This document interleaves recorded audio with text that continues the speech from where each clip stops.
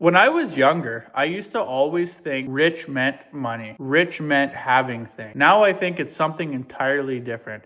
The shift changed entirely how I make financial decisions. My old thinking and old definition between the time that I was young, till the time that I was a couple years out of high school even, I used to think being rich, being wealthy was having stuff, status, running a full on into life 1,000 miles an hour and just expecting everything to follow.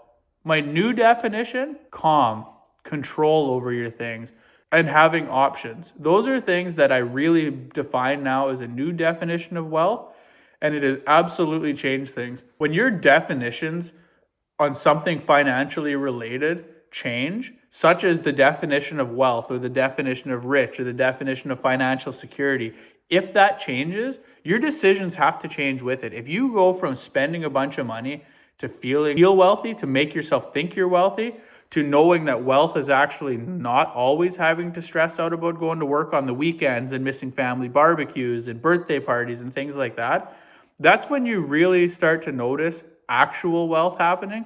Because if you focus on spending the money that you would buy your new car every year and focus that on investing, and now you can start to live off of that investments, maybe take one less shift at work or take an extra day off at the end of the month that you now deserve and you aren't going to break the bank with, that really matters. Being rich isn't loud.